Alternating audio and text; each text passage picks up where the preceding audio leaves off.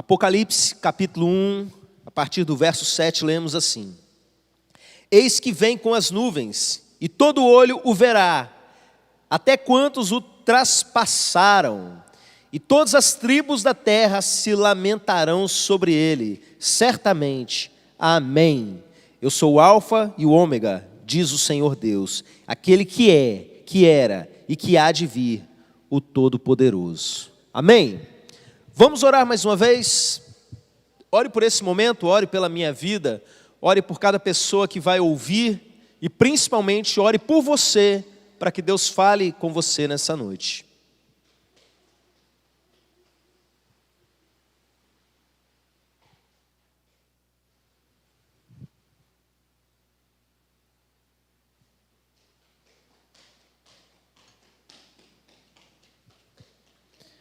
Pai, fala conosco, Senhor. Nós somos o povo da esperança e encha os nossos corações de esperança nessa noite, meu Deus, para que a gente tenha força para continuar lutando pelo Teu reino, pela Tua justiça, em nome de Jesus. Amém. Amém. Irmãos, essa é uma mensagem sobre a volta de Jesus, o texto já deixa isso bem claro para a gente. E de cara eu quero dizer que falar sobre a volta de Jesus é uma coisa que, para quem é do povo dele, é uma mensagem de força. Por que é importante a gente frisar isso? Durante a minha geração, eu me lembro durante a minha infância, era muito comum a gente ver pregadores usando o tema da volta de Jesus para tentar botar medo das pessoas. E eu tenho aprendido, meus irmãos, que decisões tomadas pelo medo, elas não são profundas nem duradouras. E que o crente que realmente segue firme na presença de Deus, não é simplesmente aquele que o teme. O temor é o princípio, mas é aquele que o ama. É aquele que o ama de todo o coração. E era muito esquisito, porque as pessoas faziam um terrorismo muito grande, e eu sei que grande e terrível é o dia do Senhor, mas para aqueles que se perdem, para o povo dele, para aqueles que foram chamados segundo o seu propósito, para aqueles que entregaram as suas vidas para Jesus, é motivo de grande alegria, e é sobre isso que eu vou falar nessa noite. Eu me lembro sempre de uma aluna que eu tive no ensino médio, em que ela contou uma experiência para a gente, que ela acordou de manhã e a família tinha saído todo mundo, não sei se para ir no supermercado, na padaria, e ela estava dormindo, deixaram ela quietinha lá, e ela viu a casa toda fechada, a família não estava presente, família toda assembleiana, rígida, e ela, pronto, foi todo mundo arrebatado e eu fiquei para trás, e chorou desesperadamente, até que a família chegou e consolou o coração dela, não é? Então existe sempre esse terror, Jesus vai vir, você vai ficar e tal. É claro, a gente tem que ter a nossa segurança, mas nós que, como eu disse, somos servos do Senhor, temos que olhar para a vinda do Senhor como a noiva espera o noivo, sabe? Com um casamento por amor, em que você aguarda aquele grande momento. Esse deve ser o sentimento do coração daqueles que se dizem igreja de Jesus. O texto que nós lemos é uma descrição bem objetiva do que vai acontecer. Eis que vem com as nuvens e todo olho verá, até quantos o transpassaram.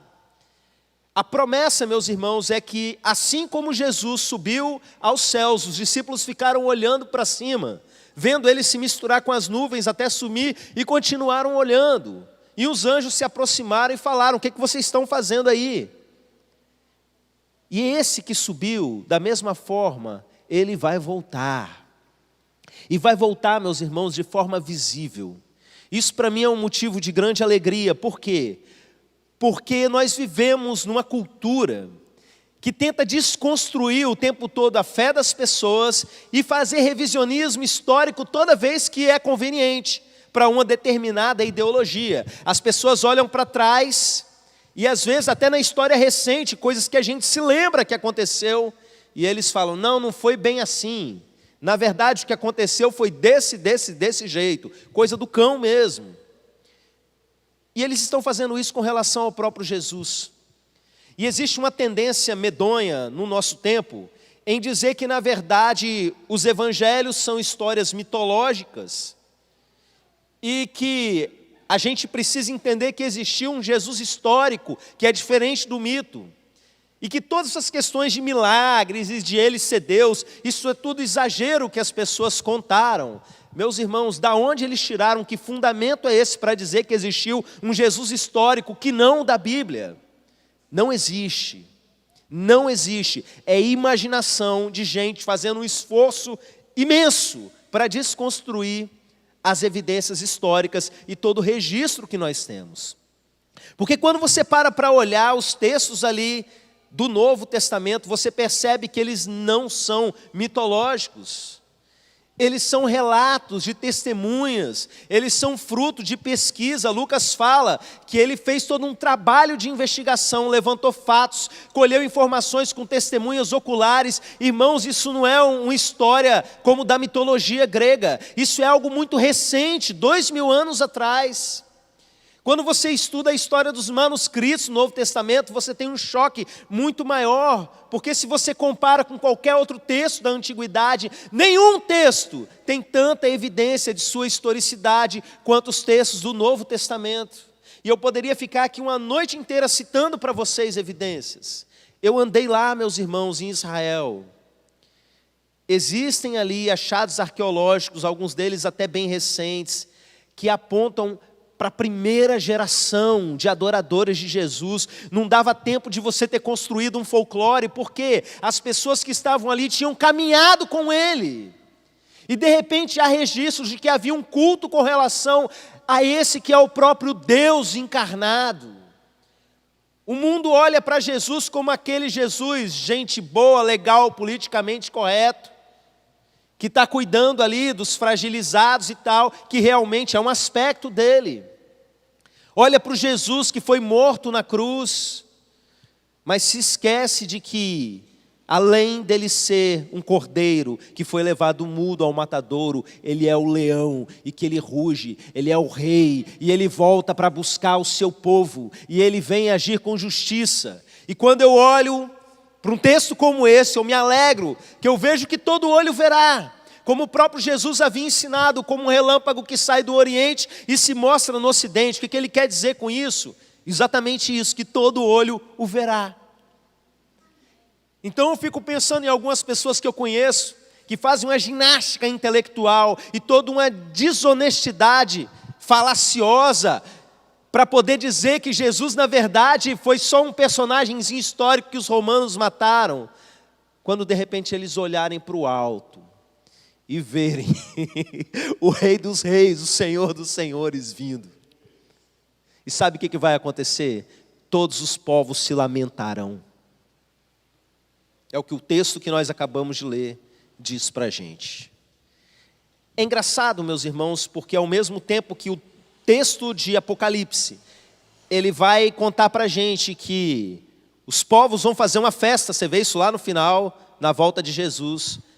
Ao mesmo tempo há uma promessa aqui, uma profecia de que os povos se lamentarão. E eu vou explicar para vocês por quê.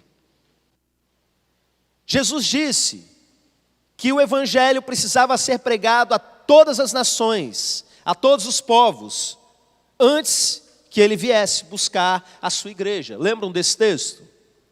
Só que o detalhe é o seguinte: o Pai quer que todos venham a se arrepender. Mas o evangelho, ele é pregado a todas as nações, não para conversão de todas as nações. O texto diz, o evangelho será pregado a todas as nações para testemunho. Todo mundo tem a chance. Esse é o ponto. O evangelho é pregado a todas as nações e ainda assim as pessoas, no meio de uma nação tem pessoas que vão recebê-lo e no meio de uma nação tem pessoas que simplesmente vão ouvir e não vão recebê-lo. Dentro de uma comunidade de fé, meus irmãos, dentro de uma igreja, existem pessoas que estão ali lado a lado, mas algumas o recebem e outras não recebem. O evangelho é pregado a todos os povos. E eu acredito que nós não estamos distante disso, principalmente por conta da tecnologia. Hoje é um culto de segunda-feira, é o culto da semana que a gente tem menos gente no presencial, mas existem pessoas de vários lugares nos acompanhando à distância. E essa mensagem ainda vai ficar gravada e pessoas vão ouvi-la em outros momentos para frente. E assim, meus irmãos, eu creio que é uma das formas que o Evangelho será pregado a todas as nações, mas como testemunho. Existem pessoas que nós conhecemos, que nós pregamos o Evangelho para elas, e elas não se convertem, mas foi pregado o Evangelho para elas. E essas pessoas um dia vão olhar, vindo sobre as nuvens. E o texto diz, olha que interessante, até aqueles que o vazaram com a lança. Aí alguns teólogos pegam isso e falam o seguinte, não, isso aqui é uma referência a Israel. Até aqueles que fizeram isso com ele, é a nação de Israel. E por que eles falam isso? Porque eles entendem que quando o Apocalipse foi escrito, aquela primeira geração de discípulos já estava passando. Mas, meus irmãos, Jesus disse que gente lá do Antigo Testamento estaria nesse momento. Então são todas as gerações, porque para Deus não existe diferença entre morto e vivo. No momento da volta de Jesus existe um episódio, eu não vou entrar aqui em detalhes e polêmicas de cronologia, mas todo mundo sabe que existe uma coisa chamada ressurreição dos mortos. E Jesus fala a respeito da geração que o ouviu pregar presencialmente. Jesus em carne e sangue, no meio do povo pregando, e o povo não recebendo. E ele dizendo o seguinte, olha, no dia do juízo, Nínive vai se levantar contra essa geração e vai condená-la, porque eles ouviram Jonas pregando brevemente no meio deles e a cidade inteira se converteu. E está alguém aqui hoje maior do que Jonas. Eu olho para um texto desse, ele é forte em muitos sentidos, mas ele mostra para a gente, meus irmãos, um julgamento geracional. E ele mostra uma geração de uma época assistindo e participando do julgamento da outra, um tipo de torcida do juízo final. É forte isso. A gente tem muitas imagens com relação à volta de Jesus, baseado nos nossos folclores religiosos, nas nossas teologias, que ficam tentando tapar buraco daquilo que a gente não sabe. Eu prefiro fazer o seguinte, o que eu não sei, eu não sei. Mas aquilo que a Bíblia diz objetivamente, eu creio 100%. O que fala de forma que a gente tem que tentar interpretar, eu vou com o coração muito aberto, tentando entender, mas tem coisas que são muito objetivas, meus irmãos. Então a gente tem que olhar para aquilo e entender do jeito que está escrito. Pessoas de todas as épocas estarão diante do tribunal de Deus. Deus é amor, a gente acabou de cantar, né? Mas também é justiça. Deixa eu explicar uma coisa para vocês sobre o contexto do livro de Apocalipse. Esse livro foi escrito num contexto de grande perseguição que a igreja vinha sofrendo. E a função desse livro, para aquela primeira geração que o recebeu, foi uma função de consolo. É um texto em que o próprio Jesus manda dizer coisas para a sua igreja, para a sua noiva. E ele fala o seguinte, olha, vai chegar o momento que eu vou enxugar dos seus olhos toda lágrima. E uma forma dele nos consolar é nos ensinando que existe justiça. A gente precisa se alegrar com isso, meus irmãos. E entender que a vinda do Senhor, ela é marcada sim e precedida por grandes tragédias, por grandes coisas. Mas nós temos um Deus que é justo. A gente não tem que se lamentar pelas coisas que Deus vai fazer nesse tempo. Quem vai se lamentar são todos os povos, todas as nações que o estão rejeitando nesse momento. Nações que têm como lei pena de morte para aqueles que seguem a Jesus. Nossos irmãos estão morrendo hoje em vários lugares do mundo e ridicularizados em vários outros lugares do mundo. E essas pessoas que estão fazendo isso, quando olharem as nuvens e verem o grande sinal do Filho do Homem, e vindo, com poder e glória, buscar a sua igreja, os povos se lamentarão. Justiça de Deus. O livro de Apocalipse consola a sua igreja falando: eu vou punir quem está maltratando vocês. Há muita maldade no mundo, meus irmãos. Cada vez que a gente para ler um jornal ou para assistir um jornal, a gente se depara com maldade em cima de maldade. E você vai nos comentários, porque hoje as notícias circulando em redes sociais, não é? Dependendo da justiça, da notícia, eu faço questão de entrar para ver as abobrinhas que o povo está dizendo. E é maldade em cima de maldade, gente concordando com crime. E uma coisa horrorosa acontece, o povo entra lá e fala: bem feito. E na verdade não é bem assim não. E começam a tentar fazer um monte de coisa e você vê malícia. E você vê veneno nas palavras. E as pessoas caminham por esse mundo como se não existisse um Deus. E existe um tipo de comentário que sempre está lá. As pessoas se questionando: se existe um Deus, onde é que Ele está numa hora dessa? Pequenas variações em cima disso. Eu vi recentemente, não sei se procede, porque é tanta informação inverídica, mas a mensagem foi passada, foi o seguinte, que na parede de um campo de concentração nazista da Segunda Guerra Mundial, alguém escreveu assim: se existe um Deus, Ele vai precisar implorar muito pelo meu perdão. Uma pessoa que supostamente teria escrito isso diante de um grande sofrimento terrível, e a gente tem uma noção pelos relatos do que eles podem ter passado ali. Eu falo do que eles podem ter passado porque não é que eu estou questionando se aconteceu ou não, pelo amor de Deus, mas questionando se a gente é capaz de entender a dor de uma pessoa que estava ali naquele contexto. Mas, meus irmãos, não foi Deus que fez isso. Foi a maldade dos homens. Foi a maldade dos homens. E o consolo para a igreja não é que quem está fazendo a maldade é punido ali naquele momento. Isso é um problema antigo na teologia, desde a época do Antigo Testamento. Existem salmos escritos questionando isso. E a resposta é a mesma: o dia dessas pessoas vai chegar. A justiça de Deus vai acontecer, e o consolo para o povo de Deus é esse: existe um Deus que tudo vê.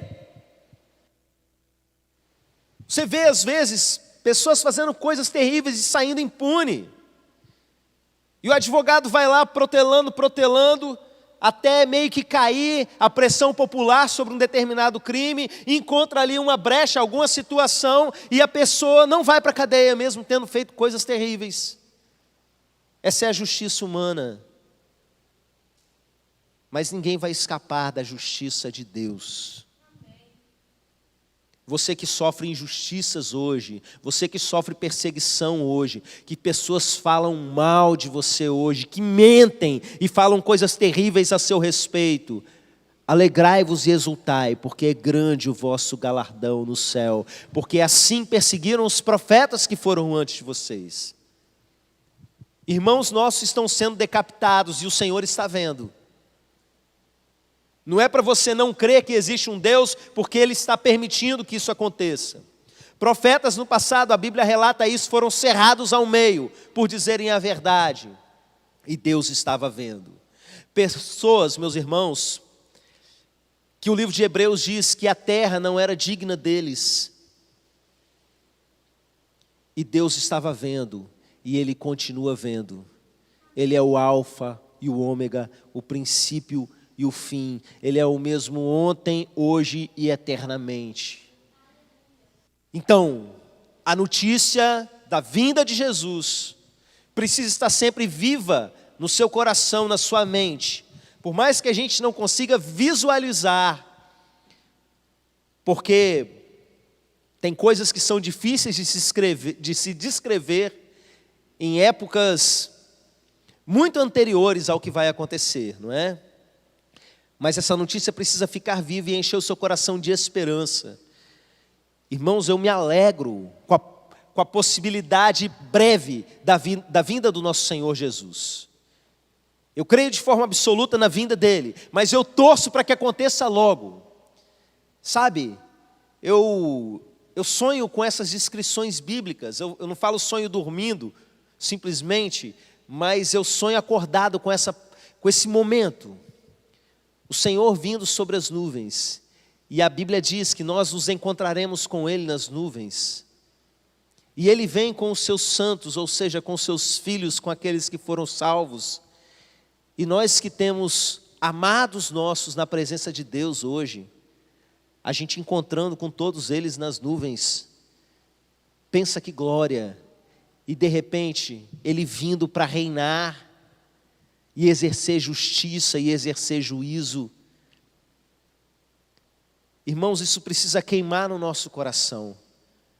Um crente que tem essa mentalidade de que ele está aqui nessa terra como peregrino, ele não se prende a uma porção de coisas que os outros se prendem. Quanto mais a gente se enche de coisas da terra, mais a gente adoece com as coisas da terra, mais a gente se enche de angústia, de depressão, de desespero, de um monte de sentimentos ruins. Por quê? Porque nós estamos tão envolvidos com as coisas terrenas, mas quanto mais a nossa mente, o nosso coração está cheio dessa esperança da eternidade, menos a gente sofre pelas coisas daqui e mais a gente se entrega por aquilo que vem do Senhor. Eu quero que você saia desse culto, ou que você termine de ouvir essa mensagem, fortalecido no seu coração com relação a isso. E eu quero orar pela sua vida. Se coloque de pé. Eu não sei que problema você vem enfrentando na sua família, na sua casa, no seu emprego.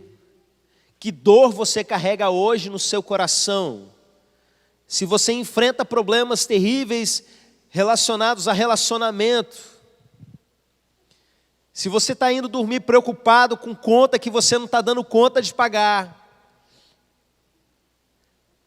a gente não vai deixar de viver as coisas da terra, por enquanto, mas a gente vai caminhar na certeza de que isso vai passar, e que nós temos um justo juiz que está vendo isso. Até aqueles que debocham de você e perguntam onde está o teu Deus, eles vão olhar, todo olho verá, todo olho verá. Uma amiga minha, irmã nossa, ela vinha passando por muita luta. Eu contei no grupo de clamor da nossa igreja, ela mora em outro país, e nesse país ela trabalha num asilo de idosos, e tinha ali mais de 70 pessoas contaminadas com Covid, 10 já tinham morrido, e ela orando, e as pessoas perguntavam para ela, e aí, você não falou que Deus estava protegendo? Onde é que está o seu Deus? Com deboche, meus irmãos. Eu já orei com ateus, pedindo que Deus desse um sinal, e Deus deu o sinal, e ainda assim as pessoas escolheram continuar não crendo. Um dia todo olho verá, e as nações se lamentarão nesse momento, por não terem aceitado a mão que se estende a eles. O tempo que nós vivemos, nós podemos ler aquele texto que diz: a mão do Senhor não está encolhida, para que não possa salvar. Eu pulo e pego essa mão todos os dias. Eu ando segurando nessa mão. Segura na mão de Deus e vai. Isso é alegria para a gente. Vamos orar. Pai querido, muito obrigado porque o Senhor vai voltar. Muito obrigado porque isso é uma verdade.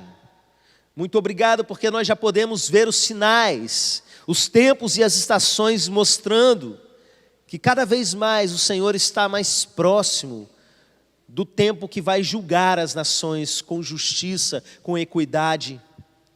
Obrigado porque o Senhor julgará todas as gerações. E obrigado pelo teu amor e pela tua misericórdia, porque um dia o Senhor nos salvou e nos resgatou, e ainda dá oportunidade de salvação a todos os povos. Nós te agradecemos, Senhor, pela esperança que existe em nós, a espera que existe em nós, pelo amado, por Jesus, o nosso Rei dos Reis. Pai, vem usar a tua igreja para que o evangelho seja pregado como testemunho a todas as nações. E eu peço sobre cada um desses irmãos que estão sofrendo, que estão com lágrimas, que estão com dores, que estão com problemas, que estão tendo crise de ansiedade, de depressão, de todo tipo.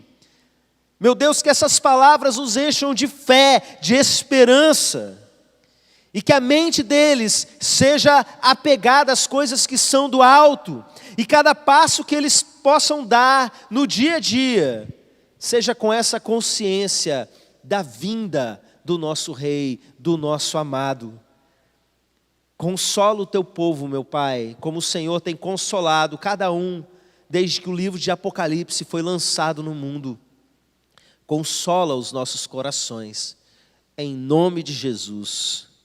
Amém, amém. Glória a Deus. A igreja pode se assentar.